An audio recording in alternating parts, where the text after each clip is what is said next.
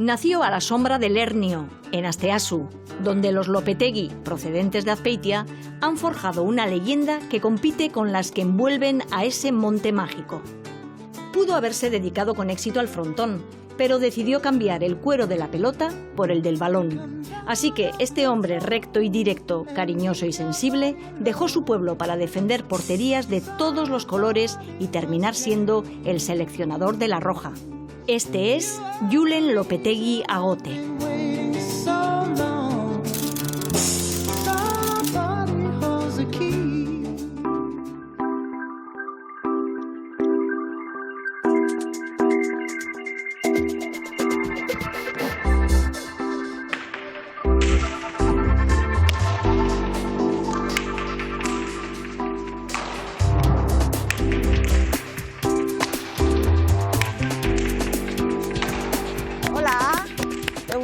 Josean, Julen, Egunon.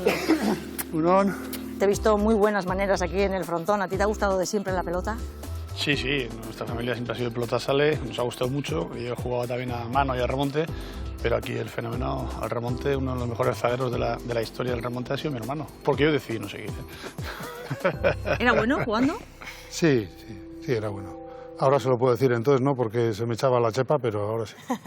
Tú, Josean, eres el hermano mayor y además has sido un campeón de remonte. Estuve 20 años de profesional, salí algunos años campeón y disfruté una barbaridad y es una etapa muy bonita de mi vida. Cuando él debutó yo tenía 12 años y para mí era mi ídolo. Pero tú no llevabas el apellido Lopetegui. La anécdota es que en el mundo de la pelota a mí me conocían como el hijo de Aguerre. Aguerre era mi padre, que era levantador de piedra, que tenían el nombre del caserío, él y su hermano era Aguerre I, él Aguerre II, y yo era el hijo de Aguerre. ¿Este es Aguerre II, es vuestro aita? Sí. Bueno, explicarme esta foto, ¿quiénes estáis ahí? Bueno, estas son mis hermanas, nuestras hermanas las gemelas, este es Julen, que parece un monaguillo aquí. ¿Y tú dónde estás? Y yo me había escondido porque me daba vergüenza. Yo soy obediente, estoy ahí posando al lado de mi padre. Sí. Y a mis hermanas no les queda otro remedio. Es una foto muy bonita. El padre, muchos años de profesional, una persona fuerte, la complexión atlética y el deporte en vuestra casa, desde luego, siempre. Lo lleváis en el ADN. El deporte, el rey en nuestra casa ha sido la pelota. Nuestro padre fue levantador de piedra, pero no nos dejó que levantáramos piedra. Me hubiera gustado que fuéramos los dos pelotaris, además uno delantero y otro zaguero. Lo que ocurre que al final le chafé los planes. Y él sí recuerdo que el primer partido que me vio como futbolista fue la final del torneo, el primer torneo juvenil de la Real Sociedad, que era muy famoso. En su momento fue el primer torneo del año 85, que llegamos a la final, jugamos contra el Real Madrid. Atezain onenari eskainitako saria Lopetegirentzat. Ese partido fue televisado por ETV y Julen resultó elegido mejor portero del torneo. Así se enteró su aita de lo bien que se le daba el fútbol a su segundo hijo. Lo de ir al campo de fútbol y eso, como el fútbol no era lo suyo, tampoco, ¿no? No, pero eso es bueno. Desde mi punto de vista, bueno, porque nosotros nos daba mucha naturalidad. Tú hacías lo que te gustaba y te dedicabas a ello, pero sin la presión añadida que muchas veces existe hoy en día en el mundo del fútbol, de que los padres tengan depositado un exceso de ilusión y a veces de responsabilidad hacia los propios chavales, ¿no? Que cada uno hay mucho padre representante, ¿no? Yo nunca tuve esa expectativa y nunca sentí esa. Entonces, eso yo creo que te ayuda a crecer con más naturalidad y a seguir evolucionando en la vida como en el fútbol. Gran consejo. Y lo dice alguien que tiene mucha experiencia trabajando en el campo con chavales jóvenes. Vamos ahora a conocerle mejor a partir de su infancia. Josean, ¿qué carácter tenía Julen, que hoy es seleccionador? ¿De pequeño se le veía ya buenas artes a la hora de mandar y de dirigir equipos? Por suerte no tiene el carácter que tenía de pequeño. Se enfadaba hasta con su sombra porque le seguía y se pegaba con todo el mundo. ¿Eso es verdad? No, era un poco revuelto. Y con gente mayor y tenía que salir de vez en cuando yo. Tenía mis cuitas en el pueblo, pero eso era bonito. Hombre, salía de casa, por aquí no pude ir, que ahí tenía un problemilla con eso, por aquí tampoco y tal. Era divertido, nos lo pasábamos muy bien, ¿Y estudiar? ¿Qué tal? Yo creo que era de los que hacía lo mínimo para probar. Tenía buenas notas en principio, luego fui a San Sebastián, a los marianistas. Allá me apretaron un poco más, pero no se me daba mal. Lo que ocurre que en una época ya, como el deporte se me daba muy bien, pues el final, recuerdo cuando empezaba, en aquella época era primero, segundo y tercero de BUP, ya estaba en la Real Juvenil y ahí lo que hacía era a las mañanas jugaba remonte, luego a la tarde entrenaba al fútbol y entre medias estudiaba en lo que se llama el INBAD, que era el Instituto Nacional de Bachillerato a Distancia. Y yo estudiaba a mucha distancia. Pero a mi manera, poco a poco, y con esfuerzo fui sacando todo y al final conseguí sacar lo que era el COU. Entonces, que no era fácil, ¿eh? No había muchos futbolistas que tuvieran el COU en aquella época. De hecho, era algo que nos exigían para ser entrenadores posteriormente. Yo tuve la suerte de, que me costó mucho y lo hice más tarde, pero lo saqué al final. Sí. Mira, Olga, la foto que hemos estado comentando justo se hizo debajo de este arco. Y este es el ayuntamiento, el Arcupe, donde aprendimos a jugar a pelotas y donde crecimos. Sí. Tiene un entorno natural lleno de baserris, con animales, con todo. En casa también teníamos animales, nosotros teníamos cerdos. Ahí solíamos estar en los partos, cuidando. Teníamos el restaurante y luego pues que atender también a que teníamos bastantes cerdos. 72, o sea, había unos cuantos. Sí. Habéis mencionado el restaurante porque también en algún momento, bueno, tenéis que trastear ahí un poquito o para ayudar o para enredar, pero bueno, también estabais ahí al lado de la parrilla, ¿no? Cuando estabais trabajando. Sí, nos encargábamos de la parrilla. Sí. Yo y de verdad, no era trasteando. No, Teníamos que asar nosotros las chuletas. Yo los primeros recuerdos que tengo, uso de razones, es ayudando a mi padre y a mi hermano en la parrilla. Así que les tocó trabajar duro desde bien pronto. Los Lopetegui llevaban un servicio de autobuses, su propio restaurante y un hostal. Y además, el jefe del clan encontraba tiempo para sus exhibiciones como Arrijasotzaie. Este es Aguerre II. En esta casa de Asteasu es donde nace tu hijo Julen. Pero, ¿tú dónde naces? ¿Tú de dónde eres? Yo de Azpeitia, Loyola, mejor dicho. De pequeño estabais muy vinculados al santuario. Santuario, era monaguillo de allí, ¿Cómo se llamaba el caserío? Aguerrendi. Ah, por eso tú has llevado el nombre de Aguerre en tu vida profesional. Sí. Pero un buen día conoces a una chica, te enamoras y dejas Azpeitia. Sí, es así. Me conocí en el autobús de ella hasta eso.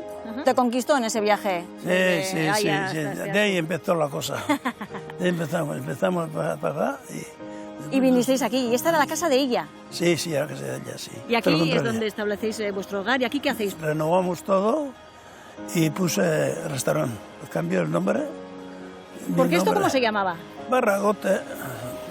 Cuando propuse yo Aguerre, mi mujer, ella quería poner mi nombre. ¿Ah, sí, Sí, mi nombre quería. Y así se fue. O sea, se enamoró con todas las consecuencias, hasta cambiar el nombre. No se enamoró mutuamente. Ya sabemos cómo Aguerre II llegó a Asteasu. Vamos a descubrir ahora sus logros como Arrijasotzaie. ¿Esas piedras son tuyas? ¿Y es que es levantar?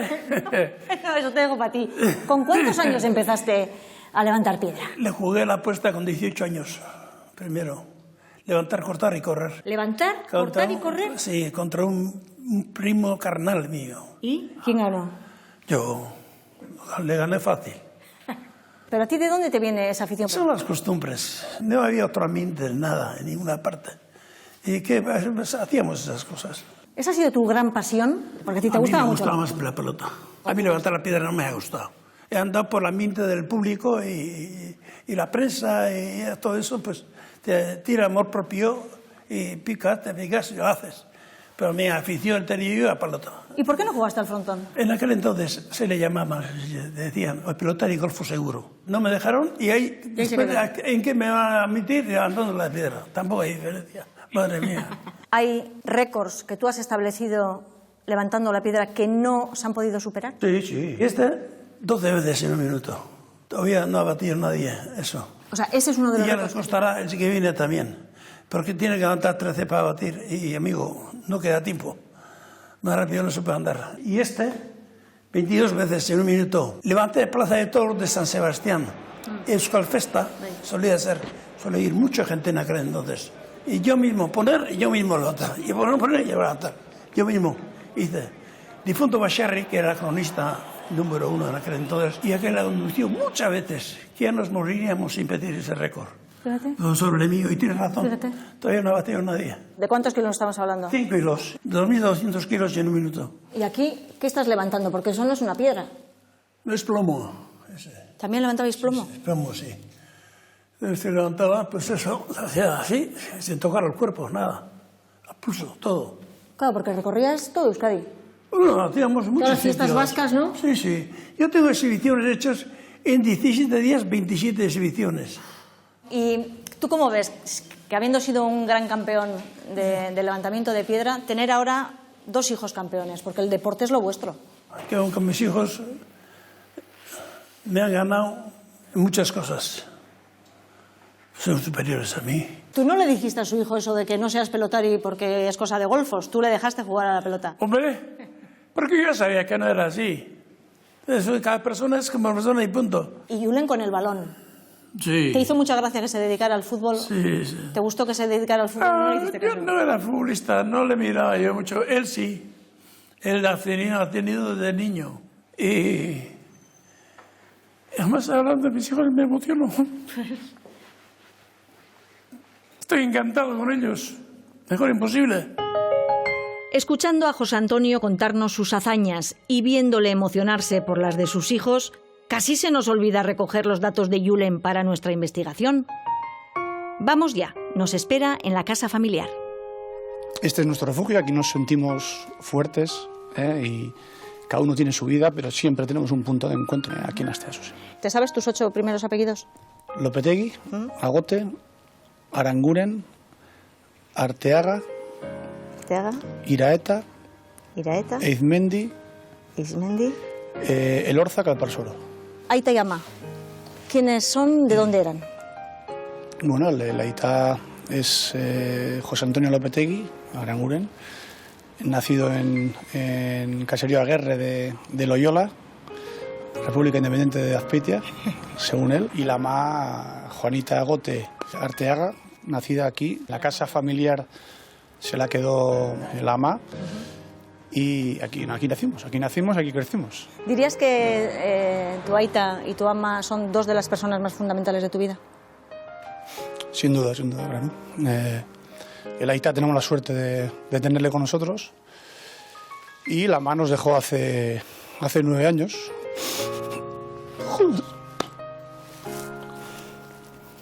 Perdón. Tranquilo, Julen, cada uno necesita su tiempo. La ama ha sido una persona muy, muy especial. Una persona increíble, al margen de que sea tu madre. Una persona interesantísima, completísima y nos ha marcado mucho a todos. ¿Y qué me dices de la hermana de la ama? Y la tía Josepa, por supuesto, claro. La tía Josepa, que era como nuestra segunda madre. Crecimos con ella. La tía Josepa es la que se encarga de tu madre y de todos sus hermanos cuando muere la abuela, ¿no? ¿Puede ser? Sí, así es. La tía quería ser monja, pero murió la mona María, y ella era la hermana mayor, dejó el convento y vino a cuidar de sus hermanos. Hizo de madre de Y los hizo de hermanos. madre prácticamente de mi madre, efectivamente, y luego hizo también de madre nuestra, es decir, nosotros crecimos con ella y no le llamamos la tía Josepa, le llamamos la tía. De hecho, era una persona también muy especial. Sin duda, ella y su adorada ama son dos de los pilares más sólidos de su vida. ¿Y qué me puedes decir de los abuelos, tanto por parte de tu Aita como de Ama? Abuelo materno, Julián Agote, del caserío Bulano de Asteasu, y María Arteaga, que nació en Legorreta, y abuelos paternos, Tiburcio Lopetegui y Marcelina Aranguren. Tiburcio Lopetegui, del caserío Aguerre de Loyola, y Marcelina Aranguren no tengo claro de dónde era. Tomamos nota. Julián, de Asteasu, María, de Legorreta y Tiburcio, de Azpeitia. Saber de dónde era Marcelina es cosa nuestra. Manos a la obra.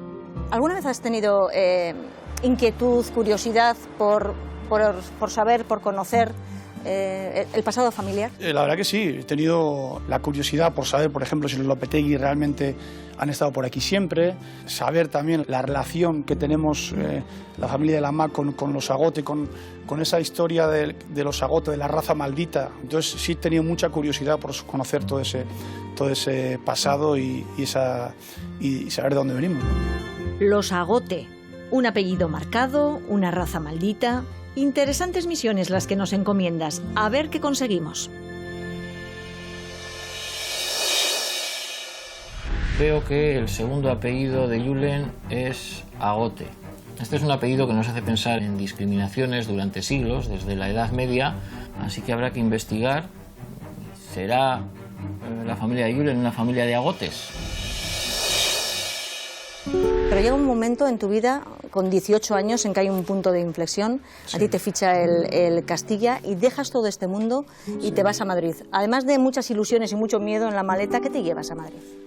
Lo has definido bien, muchas ilusiones y mucho miedo, mucho vértigo. Para mí ir a Donostia para nosotros era un mundo y lógicamente irte a Madrid con 18 años pues no era fácil, pero bueno, aquí la sensación que teníamos que era más difícil porque Arconada era quien era, que lo paraba todo. y bueno, y no se pensó mucho, la verdad que fue una decisión un poco no muy meditada y bueno, cosas que uno hace en la vida y hasta hoy, ¿no? En ese Madrid que Julen Lopetegui descubre cuando tiene 18 años, hay una persona que se encarga de que se sienta arropado, que no se sienta muy solo. ¿Quién es? Es el flaco, Manuel Molina. Bueno, pues es una de esas personas especiales también, que ya no está. Molina, el Moli, ha sido un segundo padre para Julen.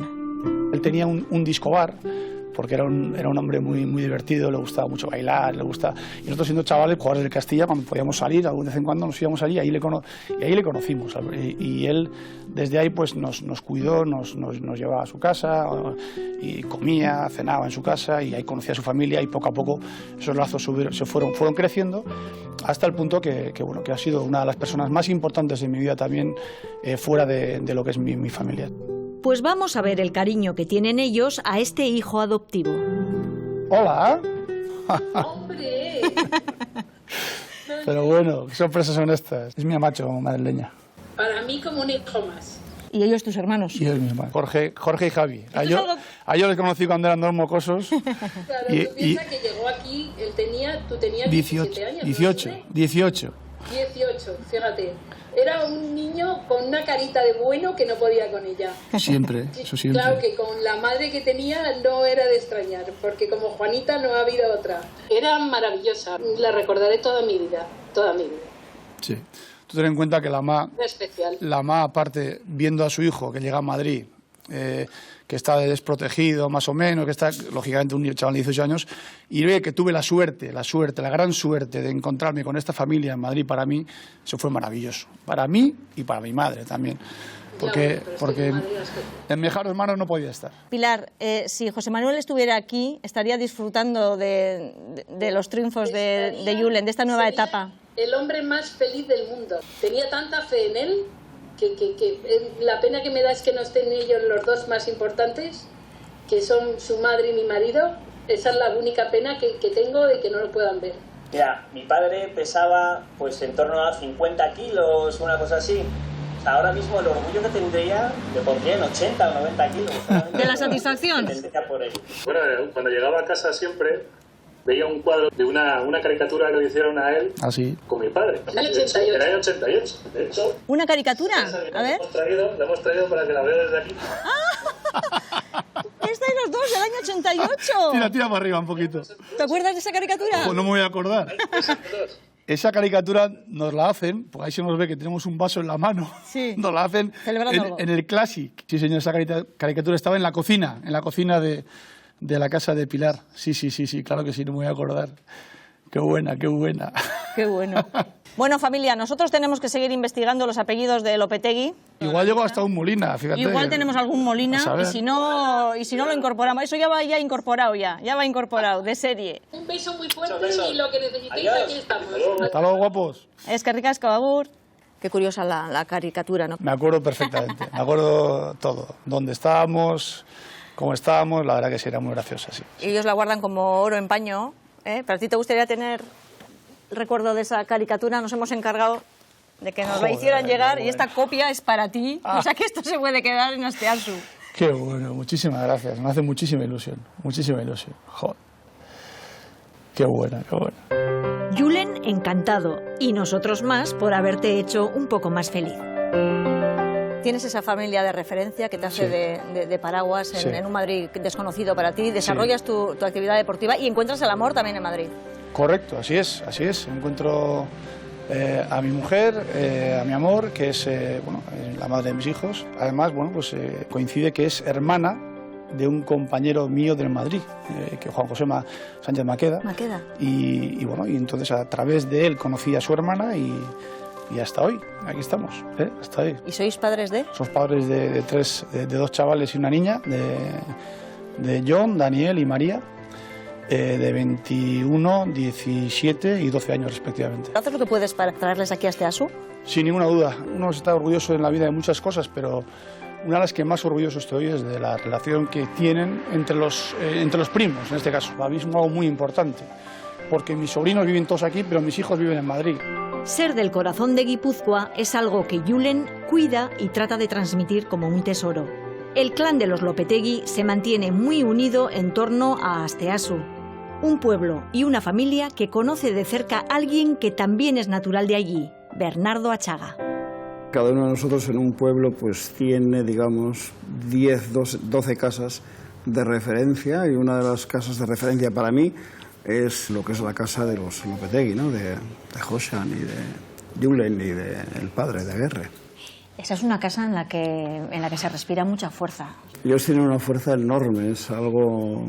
Eso es que notas en el apretón de manos, ¿no? Josean, que era remontista en esa época, cuando vino Ben Johnson, después de batir el récord del mundo, a San Sebastián, y se le hizo una especie de homenaje, y la gente pasó, pues, y era con todos un apretón de manos. Bueno, pues cuando Josean se le dio el apretón de manos, Johnson se quedó mirando un poco como, ¿qué pasa aquí? No lo entiendo.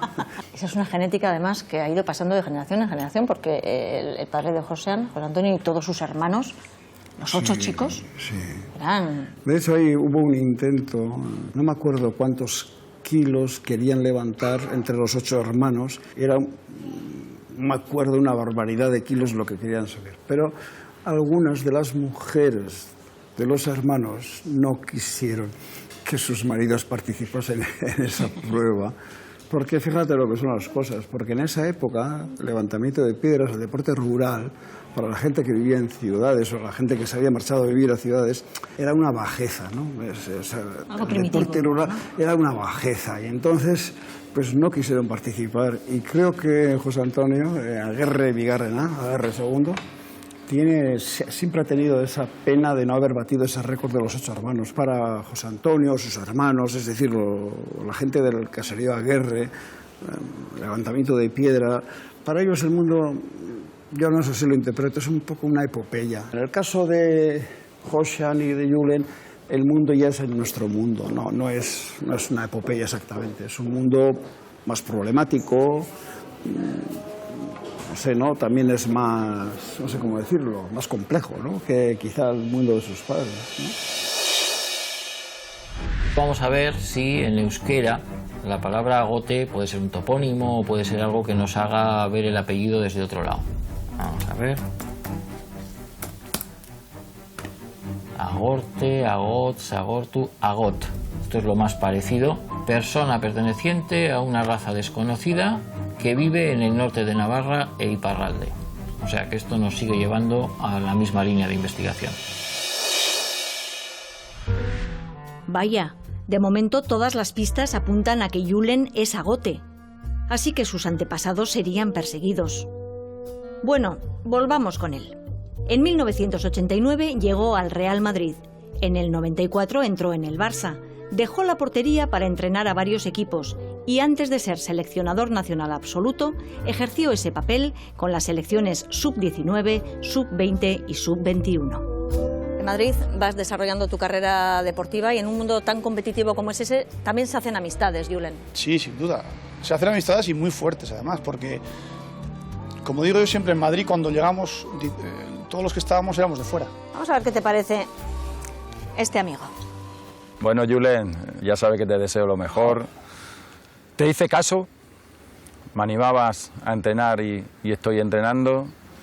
Y lo único que ojalá pudiésemos recuperar aquellos tiempos cuando éramos jóvenes, cuando salíamos a tomarnos algo por ahí, que estábamos solteros y nos divertíamos, ¿no? Te deseo todo lo mejor y te mando un fuerte abrazo, amigo. Bueno. Fernando Hierro. Fernando Hierro, aparte de un futbolista excepcional, para mí uno de los mejores defensores de la historia del fútbol mundial, una persona bellísima en todos los aspectos. Julen coincidió con Fernando Hierro en el equipo merengue del cambio de década de los 80 a los 90 como tercer portero. Yo llegué en el año 89 al Real Madrid, él estaba en el primer equipo, yo llegué con 21 años, él era joven también, estábamos los dos solteros. Estábamos bien, no, la verdad que es un tipo espectacular, es alguien entrañable, alguien recto, directo y claro. Y ahora que él ocupa ese puesto tan flamante, encima tú fuiste la persona que descuelga el teléfono y le dice a la Federación Española de Fútbol quiere que sea seleccionador. Su experiencia le avalaba. Él había entrenado al Castilla, nosotros estábamos buscando un seleccionador sub-19 y afortunadamente cuando le llamé pues me dijo que estaba encantado, que era una posibilidad y a mí me servía mucho porque realmente quería transmitir en esas categorías inferiores, ¿no? lo que siente un jugador internacional, alguien que ha pasado por la casa, alguien que conoce la federación. Y ese recorrido en esas categorías inferiores en la selección son maravillosos. La avalan campeón sub-19, campeón de Europa sub-21.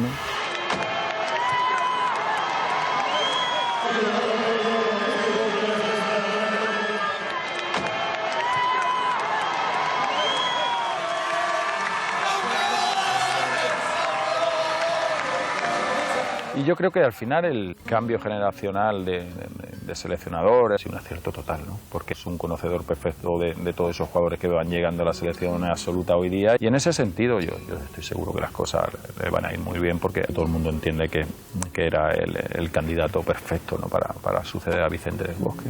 Él es una persona con valores, una persona que quiere muchísimo a su familia, Sí. que no reniega de sus raíces. A mí me gusta ese tipo de gente, ¿no? Me gusta, ¿no? Me voy a San Sebastián a ver a mi padre, a ver a mi familia, ¿no? Estando en Madrid, hicimos a final de temporada un partido Real Madrid-Real Sociedad. Y después cenamos en el restaurante de su casa. ¿No? ¿En Asteasu? Familiar, sí, en su restaurante familiar. ¿Qué tal lo recibieron en aquella casa? No, en aquella casa yo siempre lo he dicho. Si a mí me dicen un sitio en el mundo donde me he comido la mejor carne... En el restaurante de la familia, ¿no? De Julen, ¿no? Sí. La verdad que gente amable, entrañable, gente cercana, gente cariñosa y gente recta y directa. Mejor imposible, ¿eh? Un lujo contar con amigos que hablen así de ti. Fernando Hierro le hizo una llamada profesional importante. Pero ¿quién descolgó el teléfono para ofrecerle ser seleccionador absoluto? El que me llama es Maximino, el presidente de la Federación Asturiana. Me llama para decirme si realmente estoy dispuesto a coger la selección absoluta, que lo he hablado con el presidente y que quieren que sea yo. O sea, fue así. ¿Y contestas seguido? ¿Te lo piensas? No me lo pensé mucho. Pudo mucho más las ganas y la ilusión de ser seleccionador nacional que cualquiera de las cosas que pudiera estar en un momento dado valorando. No había posibilidad de marcha atrás. Pero le dedicaste 2 segundos a pensar, soy de Asteasu, del corazón de Guipúzcoa, esto es La Roja, es la selección española. ¿Tuviste algún momento...? No. Al final buscas dentro de tu sentimiento más profundo, de tu pasión que es el fútbol, de tu profesión que es la de ser entrenador, y ese es el objetivo más importante y no entras a valorar otras cosas que para mí no tienen cabida en ese tipo de análisis. Tú que te mueves mucho, ¿ejerces de vasco ahí donde vas? 100%. Siempre que puedo ejerzo. Sí. ¿Sabes por qué te digo eso? Sí, porque hay cosas. Porque hay una persona que nos ha dicho que sí, que eres muy vasco. Hola Julen, nada, simplemente mandarte un saludo y un abrazo muy fuerte y bueno, anécdota. Os podría contar que este año cuando estuvimos en Cozumel pasando la semana casi nos lo tenemos que llevar de urgencia fuera de la isla porque estaba jugueteando con una mantarraya que vosotros del vasco sois muy fuertes y no tenéis miedo a nada y bueno, la mantarraya le pegó un mordisquillo que casi le deja sin dedo. O sea que nada, a ver si nos vemos pronto y que todo siga yendo tan bien como te va y saludos a toda la familia. Sí, está bien.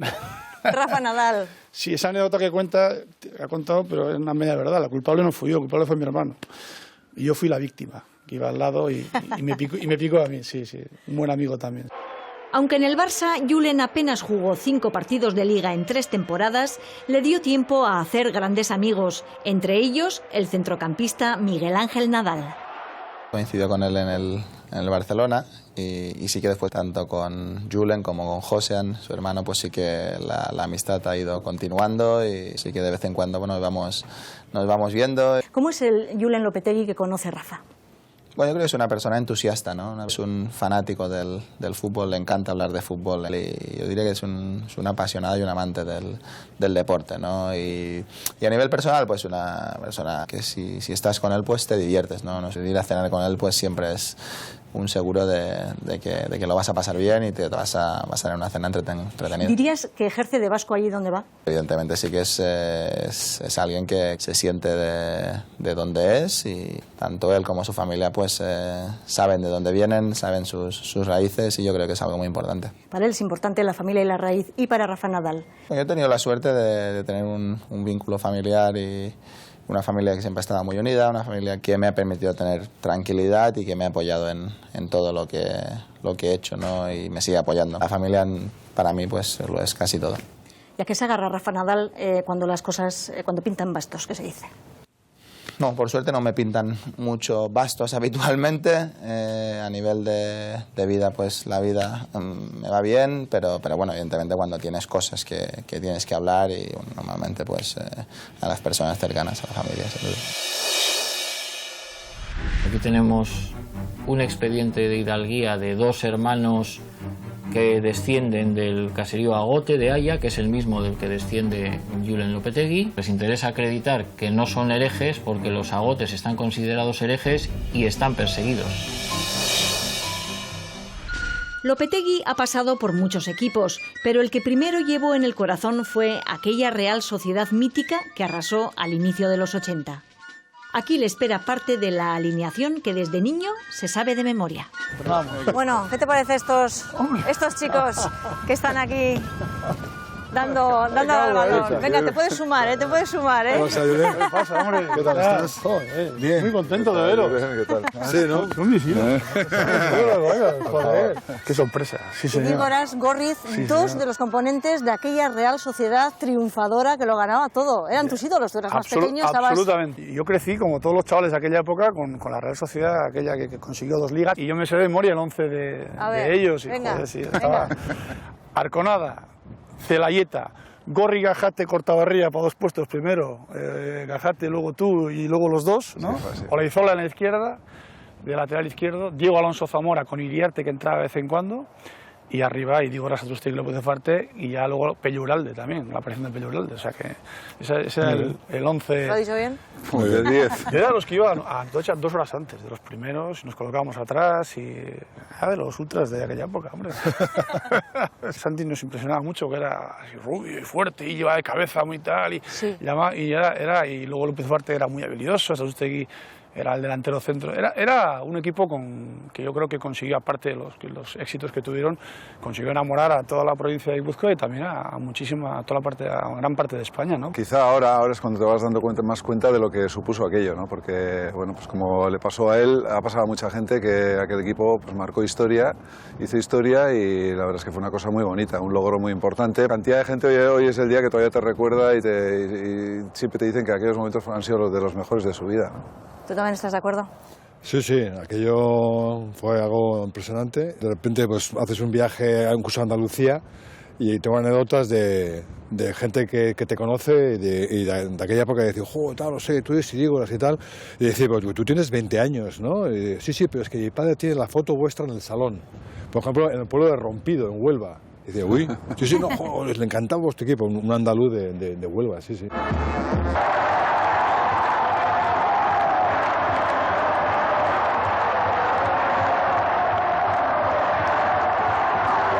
Julen, tú en esos años ya vas a Madrid porque te ficha ya el Castilla. ¿Y seguías siguiendo con interés? Siempre ha sido el equipo de tu infancia y el que te ha marcado, y claro que siempre se sigue con un interés especialísimo a la Real Sociedad. Gorriz, ¿con qué momento te quedas tú de todos los triunfos que conseguisteis? Siempre, yo no he tenido ninguna duda, siempre yo con Gijón, quizá también por el sufrimiento que tuvimos en el campo, por toda la gente que nos acompañó, por lo que suponía, porque sabías que todo el mundo estaba pendiente de nosotros, por ese miedo a fallar, y porque luego al final salió bien, ¿no? Yo creo que ese día para mí sin duda el mejor de todos. Cuando parecía que otra vez se te escapaba la liga y de repente es el gol de Zamora y la explosión de alegría de los jugadores, de la afición que estaba allí.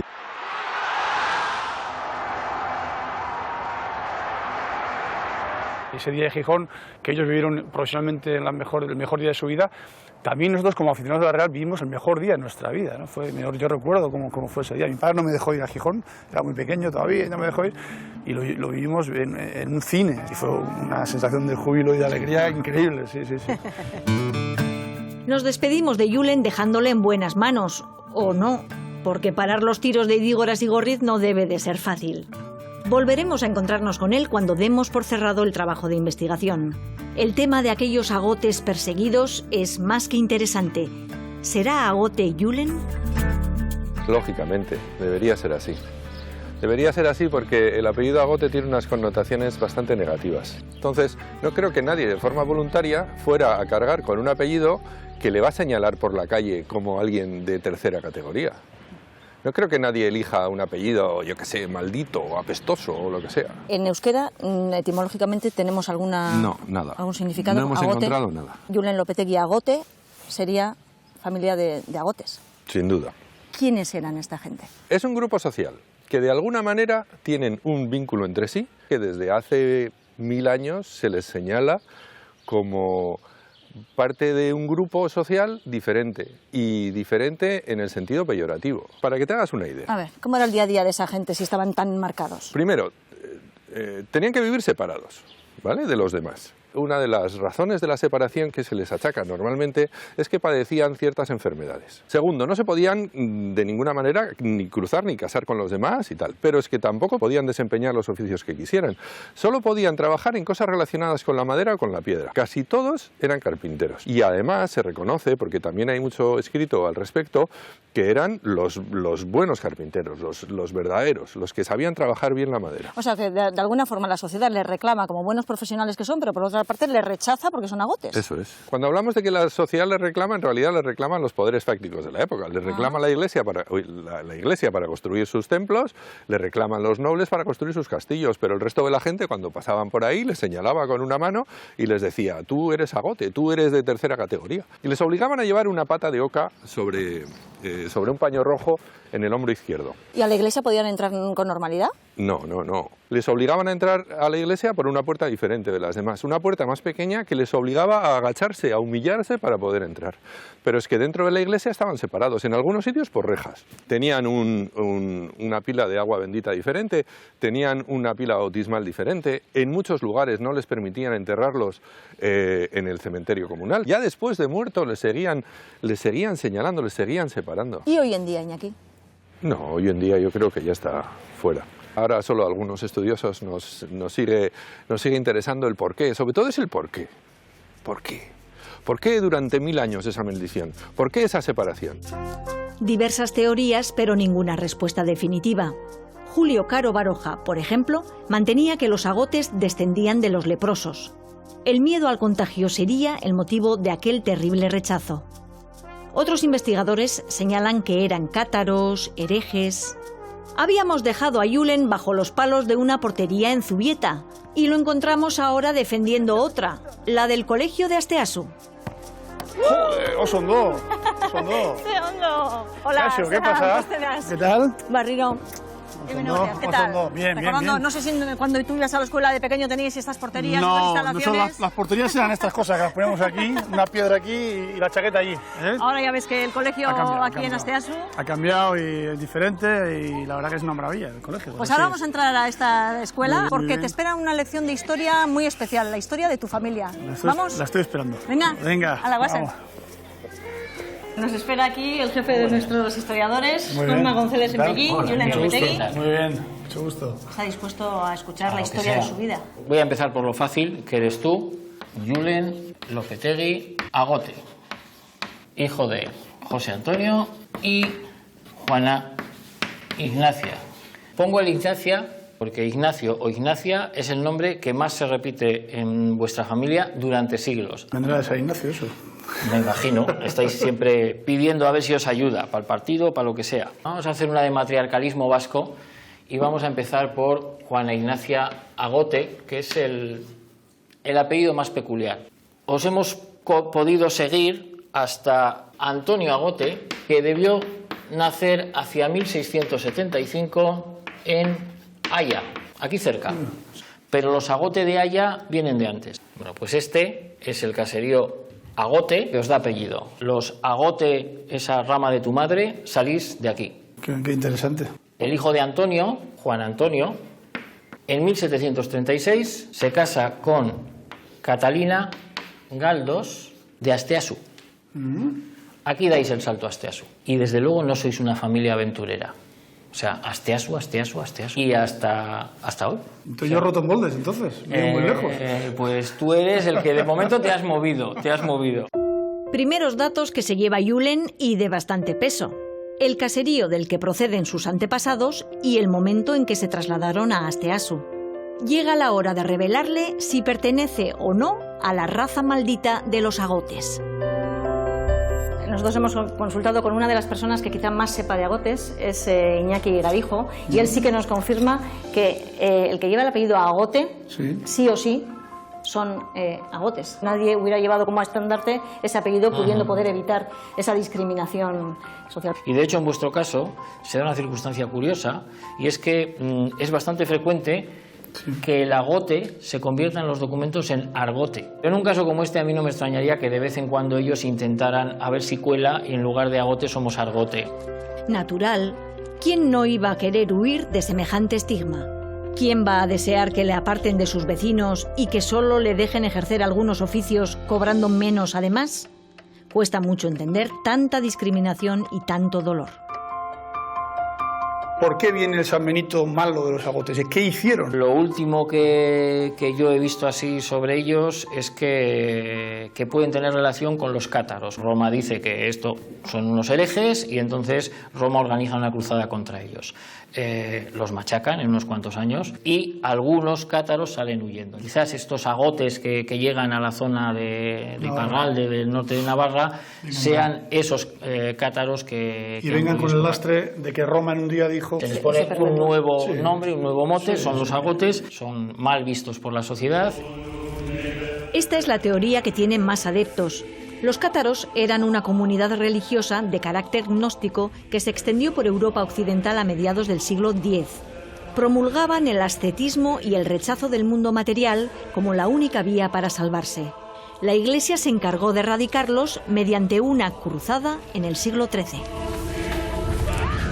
Yo incluso he escuchado que de alguna manera en las cartas de pureza a la hora de escrituras y demostrar, ponían incluso, se comprueba que está libre de la sangre agote. Hasta ese punto nos perseguían. Sí, efectivamente. Sí. Hemos encontrado algunos de esos expedientes de limpieza de sangre. Aquí ellos dicen que son cristianos viejos, limpios de sangre y de toda mala raza, de moros, judíos, hasta aquí como todo lo demás.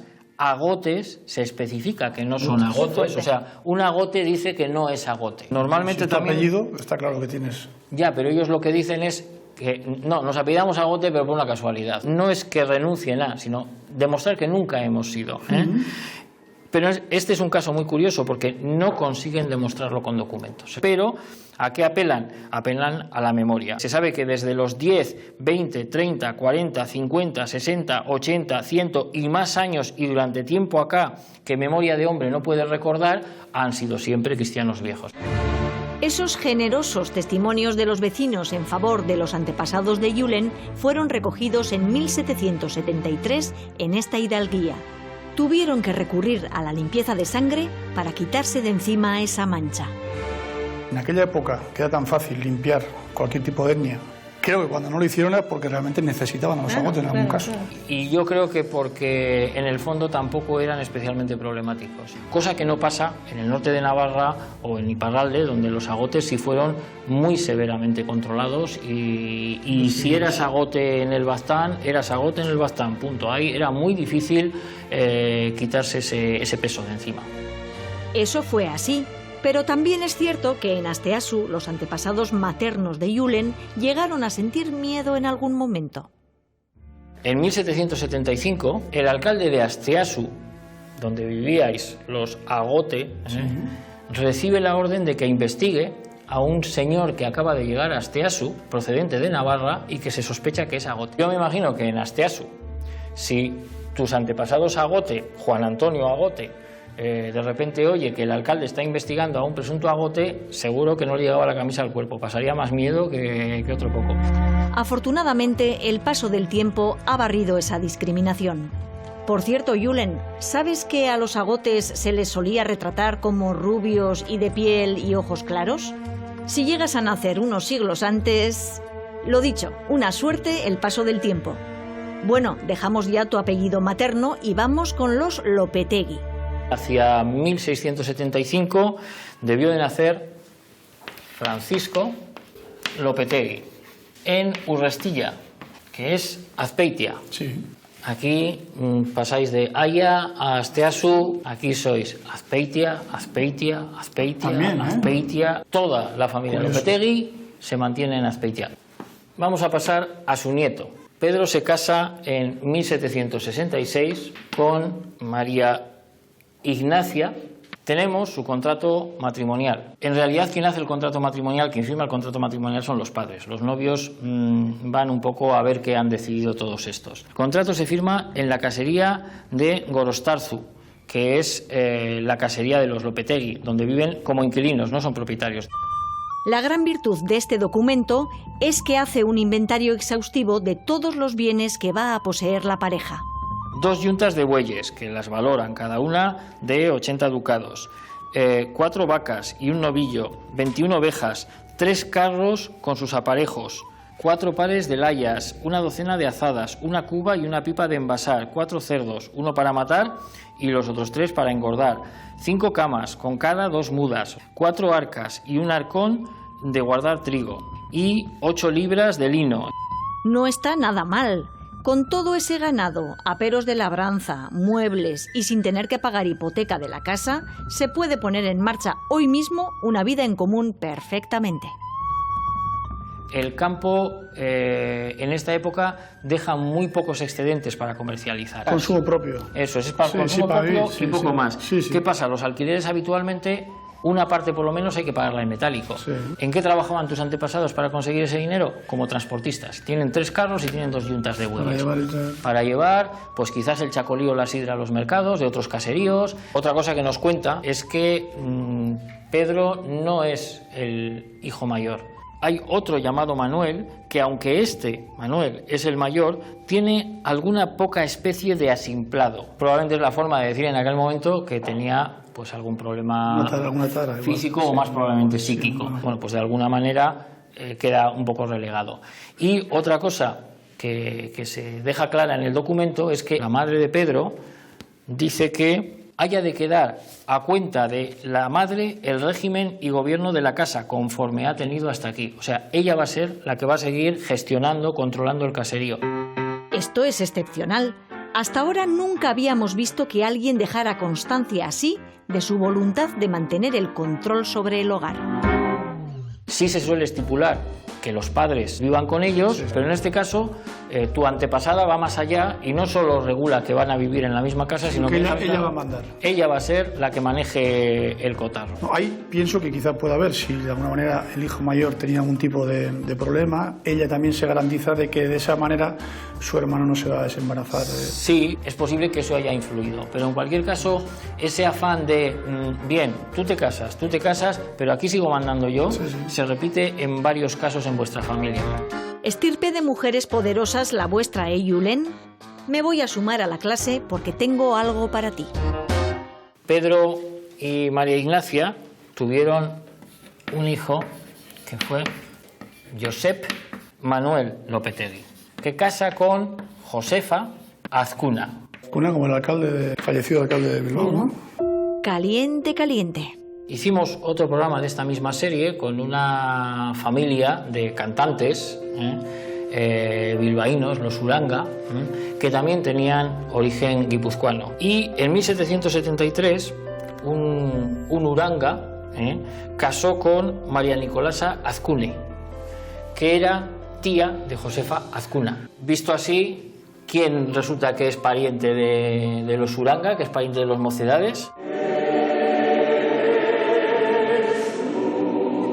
¿Eres tú? Soy yo. Bueno, muy lejano. O sea, que pero... somos. De ahí me viene a mí la vena. La afición. Artística, ¿no? La vena no, la afición. Nada más.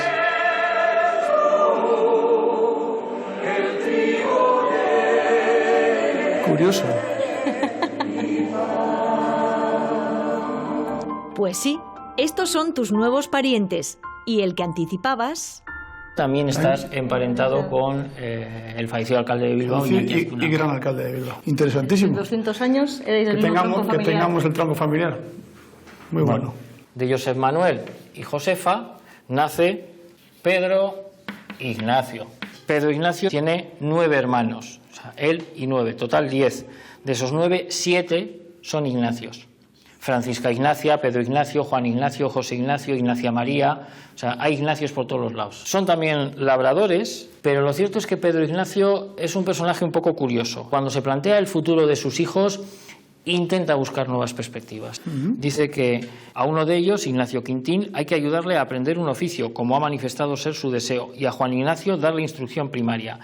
Y a la única hija, Josefa Amalia, enseñanza de costura, aunque no sea más que por el espacio de 6 meses. Está dando estudios a los hijos. Estamos en 1858. Interesante virtud. Qué bonito. Porque a pesar de sus escasos recursos, se ocupan de todos los hijos, no solo del heredero. El cuidado de la familia está muy presente en los Lopetegui. Pedro Ignacio es padre de Manuel Ignacio, son tus tatarabuelos. Sí. Tu tatarabuelo va a casar con María Francisca Solaluce. De este matrimonio, él aporta un nuevo caserío, porque se trasladan a Aguerre, en Loyola. O sea, ese es un salto importante, ¿no? Inicio de la guerra, entonces. Bueno, ese es un salto importante para vosotros. Sí. Vamos aquí a vuestra nueva sede, que, por lo que veo, por este edificio que está enfrente, esto está al lado prácticamente del santuario de Loyola. Pegado. El santuario está aquí, justo a la izquierda. Mi padre fue monaguillo y estuvo ahí, todo eso, con lo cual estaba pegado. Ahí llegamos a los orígenes que yo conozco un poquito. Pues este es el salto. Habéis ido pasando de Urrestilla hasta Loyola, pero sin movernos de Azpeitia. Hemos comentado varias veces que es una familia de agricultores, viven de inquilinos, siguen viviendo de inquilinos, pero parece que se van asentando poco a poco. Y de hecho, hay un Lopetegui, un hermano de Pedro Ignacio, que parece que prospera bastante. En concreto es otro Ignacio, José Ignacio Lopetegui Azcune, el hermano de Pedro, que cuando hace testamento en 1874 no tiene hijos, reparte entre sus sobrinos algo más de 30.000 pesetas. Claro, 30.000 pesetas a día de hoy son 182 euros. O sea, nos parece una cantidad de risa, pero en aquel momento daba para comprar unos 115.000 metros cuadrados de tierra. Es como 16 veces el césped de Anoeta.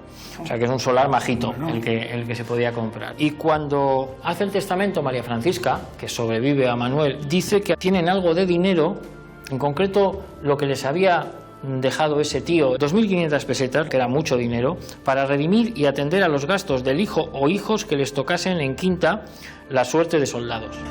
La ley de redención permitía que una persona se librara del servicio militar pagando al Estado de 500 a 1.500 pesetas para que otra le sustituyera. Los Lopetegui, con muchos hijos varones, hicieron este desembolso en más de una ocasión, hasta quedarse en bancarrota. Eso que implicaba pues que todas las familias acomodadas, a sus hijos les podía tocar ir a la guerra de África, a la guerra de Cuba, a la que fuera, pero no iban. Iba otro en su lugar. Iba pues una persona normalmente pobre a la que pagaban una cantidad para que fuera en su lugar. Puedes decir, hombre, muy moral, muy ético igual no es, pero bueno, es una forma de proteger a los tuyos, evidentemente. Sin ninguna duda. Manuel Ignacio y María Francisca tienen varios hijos, pero el que nos interesa ahora es Ignacio José Lopetegui. Ignacio José se casa con María Juana Iraeta en 1886. Bisabuelos míos. Bisabuelos tuyos, efectivamente. Aquí nos encontramos con que cuando se firma ese contrato matrimonial, dice el contrato que los novios, contraído el matrimonio, han de vivir en una casa, mesa y compañía con la madre Francisca Solaluce, formando una sociedad de familia, y que el gobierno y dirección de los asuntos de familia y manejo de los bienes estará a cargo de madre e hijo. En este caso, bueno, le da un pequeño voto de confianza a su hijo, pero deja claro que sí, la nuera es una advenediza y entonces no cuenta. No corre riesgos. Y deja claro que ella sigue mandando. O sea, pero eso, para que te quedes tranquilo, sí, en la actualidad sigue vigente. O sea que elegimos siempre una que mande, pero que mande bien. Es bien, importante. Bien. No, sí, el cómo lo organicéis, lo asumimos. Vale, pues entonces no hay problema. Pero sí da la sensación de que es una familia en la que Las mandonas, dicho muy cariñosamente, son manifiestamente mandonas, documentalmente mandonas. O sea, ellas dicen, y vamos a mandar, que quede claro. Los mandados somos documentadamente mandados. Buen talante, Julen. Si cada cual está conforme con el lugar que le toca, no hay conflictos. Seguimos con los bisabuelos. Es una familia que ha ganado, con respecto a fases anteriores, posiciones. Tiene más cosas, pero han tenido que pedir dinero prestado por 10.000 pesetas. Algo está pasando, porque nos encontramos con que la familia empieza a vender terrenos. Los terrenos que han ido comprando los empiezan a vender y además venden a la baja. ¿Por qué? Porque tienen que salvar del servicio militar a otro de los hijos. Entonces, eso que han conseguido en unos cuantos años, digamos, afianzar la posición de la familia, lo van a perder. Entiendo que una de las obsesiones entonces de casi todos los caseríos era tener ese remanente para poder salvar a sus hijos de... Pues si te digo la verdad, es la primera vez que lo hemos encontrado. ¿Ah, sí? Por eso decíamos antes que parece que es una especie de obsesión familiar, ese velar por los hijos, porque ya lo vamos viendo desde mucho antes. No es lo habitual. Yo supongo que probablemente las familias no se veían con capacidad de acumular esas cantidades de dinero. Sin embargo, estos Lopetegui pues sí que han conseguido, por esas herencias que reciben del tío, por esos pequeños terrenos que consiguen comprar, sí que acumulan un pequeño capital que lamentablemente tienen que perder. Porque ya había saltado la alarma. A un hermano del bisabuelo le habían incorporado a filas en un batallón como zapador. Y ante el posible horror de perder a un hijo en la guerra, no importa endeudarse. Las dificultades de la familia no acaban, porque Ignacio José sigue teniendo problemas financieros y, de hecho, en 1903 pide un préstamo de 1.000 pesetas para atender a sus perentorias obligaciones. O sea, que tenía que poner encima de la mesa las 1.000 pesetas ya. ¿Cuáles eran estas perentorias necesidades que tenía tu bisabuelo Ignacio José? Era muy dado a los retos, a las apuestas, y a que yo llevo esto, y a que yo levanto esto, y a que yo hago esto, porque era eso, era el gigante, y como tal se le conocía, pues a lo mejor... Como el gigante se le conocía. Él conocía. Era muy fuerte. Eso, era el gigante, parece ser que medía 2 metros, entonces es posible que, bueno, pues que hubiera adquirido alguna deuda de juego o algo por el estilo. De él se cuenta que era capaz de acarrear 14 arrobas de nabos, 200 kilos más o menos, que servía el vino con las picharras, con las jarras de 2,5 litros como si fueran botellitas sin ningún problema, que bueno, incluso se dice que cuando los turistas venían por aquí, que Azpeitia ya a principios del 20 tenía cierto turismo con el santuario y tal, que bueno, pues que le pedían que posara para dibujar aquel personaje tan fuera de lo normal y tal, ¿no? Tenía manos muy grandes también, ¿no? En proporción a esos 2 metros, claro. Lo que sí parece claro es que 2 metros la raza ha menguado bastante, hemos ido a menos. Bueno, no, tampoco estáis mal, a mí me sacas bastante, o sea que... Tremendo, 2 metros en aquella época era tremendo. La proverbial fuerza de la familia ha hecho que el caserío Aguerreaundi sea conocido como Indareche, la casa de la fuerza, o sea que vuestras aptitudes físicas han hecho cambiar el nombre del caserío, cosa que no es nada fácil en este país. Ahí están los Lopetegui, dejando huella en las sólidas costumbres vascas. Vamos con la siguiente generación. De Ignacio José y María Juana nace tu abuelo Tiburcio. Y el último salto, aunque sea un poco enrevesado en este dibujo que yo he hecho, el último salto es ya a tu padre José Antonio. Con esto ya se casa con Marcelina, mi abuela con Marcelina. Que era de Azpeitia, Julen. Esto es lo que no sabías cuando te pedimos los datos de la familia. Vamos a ilustrar el árbol. De este matrimonio de Tiburcio y Marcelina nacen 16 hijos, pero sobreviven 11. 8 chicos y 3 chicas. Vamos a pegar aquí mismo. Buenísima foto, buena pinta. Vamos ahora con los Agote, porque aquí está tu madre guapísima, con sus padres. Con la mamá, María Josepa. Familias numerosas por los dos lados. Sí, eran 8 hermanos. Y esta es la familia que has ido formando tú, porque aquí las generaciones siguen. Mi mujer Rosa, John Ander, el mayor, Daniel, el mediano, y María. La familia maravillosa que tengo, sí, señor, así es. Pues ahora eres el encargado de la familia Lopetegui Agote de hacer extensible todas estas explicaciones que te ha ido dando Juanma, con todos esos documentos que los tienes recogidos en esta carpeta para que los puedas compartir con los de casa. Recibo gustosísimo el regalo, agradecidísimo. Y para mí, de verdad, ha sido un placer auténtico y una experiencia fantástica el tener toda esta información de todos nuestros antepasados y de saber de dónde venimos. Con lo cual, muchísimas gracias. Muchísimas gracias. Un placer. Ahora mismo vamos a contarle todo esto al resto del clan. Muy buenas, este es nuestro choco familiar, este es nuestro tesoro. Muy buenas, ¿eh? ¿Qué pasa? Muy bien. Uy, Muy interesante, muy interesante. Hola, hola. Encantada. Vosotras sois las que estáis en manos en brazos así de Aita. Hola. Mis sobrinos, ¿Qué tal te ha ido? ¿Qué tal te ha ido? Bien, muy bien, muy bien, muy bien. Muchas cosas muy interesantísimas. Me han hecho un regalo fantástico. ¿Qué pasa con los agotes? ¿Son tan malos como los pintaban o...? Los agotes estuvimos toda la vida escapándonos hasta de nuestro propio apellido, o sea, renunciando al apellido para poder sobrevivir, esa es la realidad. Los Lopetegui se confirma algo que ya sabíamos, que los Lopetegui mandan las mujeres, es así, se confirma, y seguramente por ese matriarcado o ese mandamiento de la mujer, los hijos, de alguna manera, para evitar que fueran a la guerra, había que hacer un dote de una cantidad que era importante y sin ser ricos nunca, porque nunca han sido ricos, una generación por ahí que tuvo algo más, lo que hacían era ahorrar lo suficiente para que los hijos no fueran a la guerra. Algo para cuidarles, algo que era algo raro y extraño en esa época.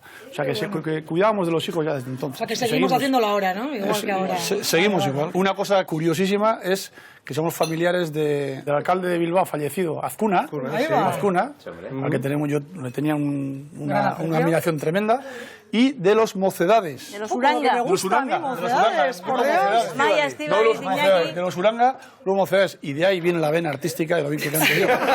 Ahí os lo explicáis, ¿eh? Ahí he heredado. Aquí va a haber parte de la familia que cuando estéis degustando esas chuletas y esas tortillas que tenéis ahí preparadas va a poder escuchar esta historia, pero hay parte de la familia que está en Madrid y no te puede escuchar. Pero ellos sí tienen también algo que decirte. ¿Qué tal, Aita? No hemos podido ir al programa, pero te mandamos desde aquí un abrazo fuerte. Que te lo pases muy bien y disfruta mucho, Aita. Eres el mejor padre del mundo y te queremos mucho. Muchos. Muchos. Adiós. A llorar otra vez. De la emoción. Pues a mí me ha dicho alguien de tu familia, y no son ni tus dos hijos ni tu hija, que vale, que estáis muy bien viviendo en Madrid, pero que estás segura que va a terminar viniendo a Asteasu. ¿Tiene razón? Posiblemente. Yo siempre vivo con esa ilusión. Entonces llegará el momento, seguro. Julen solo podía despedir el programa de una manera.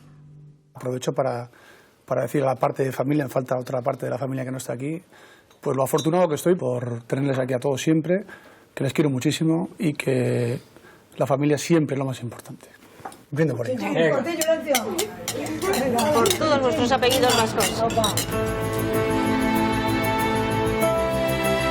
Hemos comprobado que los Lopetegui son un auténtico clan, que han trasladado a Asteasu su Indarreche, la casa que les da la fuerza, y que para ellos cuidar a la descendencia es parte de su código genético.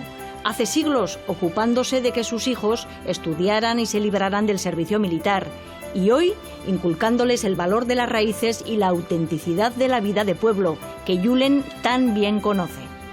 A este gigante del fútbol, que admira la talla y las proezas épicas de su bisabuelo, le ha emocionado reencontrarse con su segunda familia, la madrileña.